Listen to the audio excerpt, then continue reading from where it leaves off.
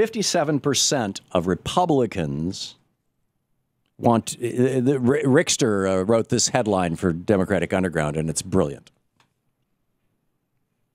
He said 57% of Republicans want to overthrow the government. Now, it's a bit of an overstatement, but public policy polling,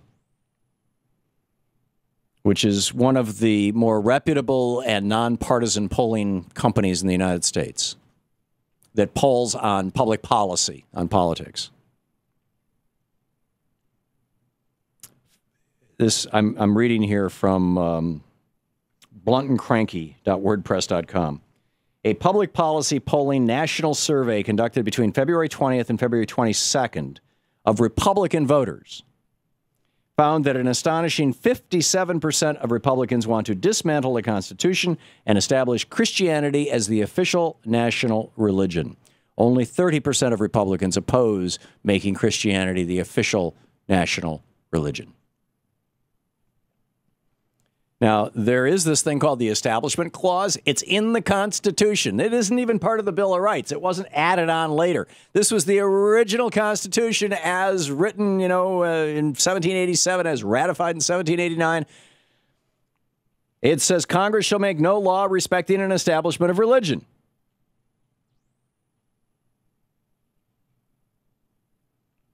And then, of course, in the First Amendment, it says, Congress shall not interfere with your right to practice your religion, essentially.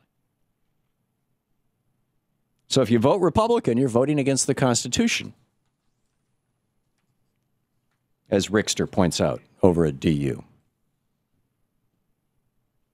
Now, what does this mean for America? That more than half of Republicans want to declare the United States a Christian nation.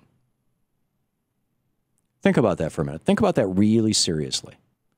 Think about that in the context of the debate in Egypt about whether Egypt is an Islamic republic or is it a secular republic with a lot of Muslims. Or you can think about the debate in Turkey. Is Turkey an Islamic republic or is it a secular republic?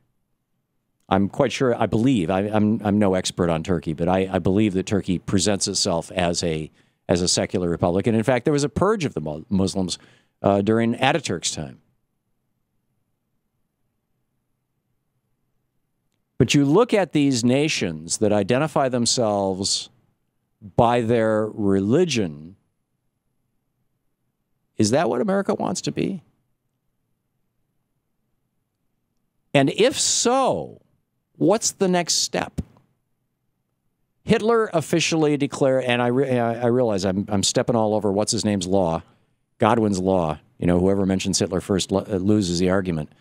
But this was one of the early things that Hitler did, was declare Germany a Christian nation, appointed Bishop Mueller as the, not the Mueller that I knew, but, some guy named Bishop Mueller, as the Archbishop of the German Church, as the head of the Reichschurch,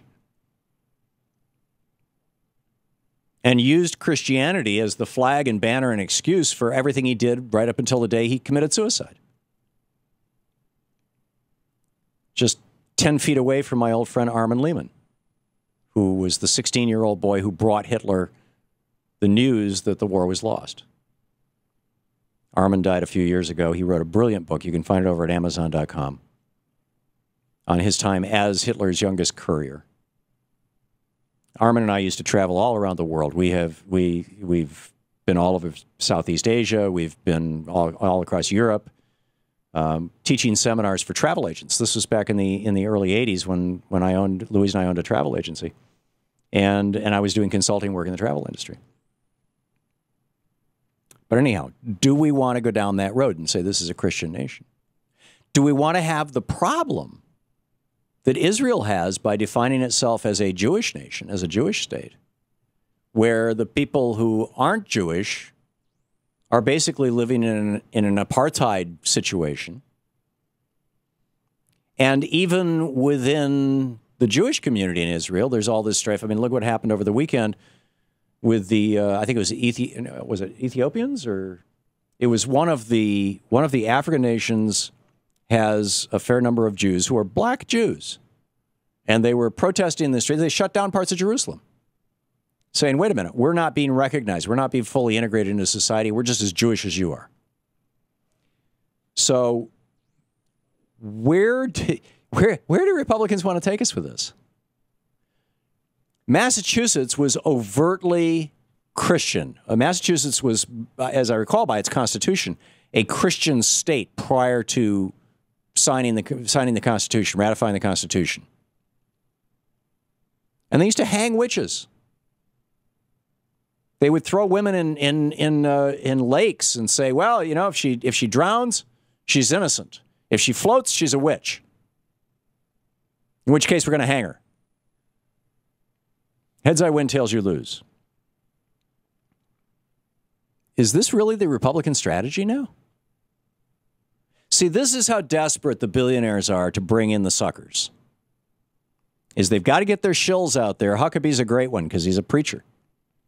They got to get their shills out there saying,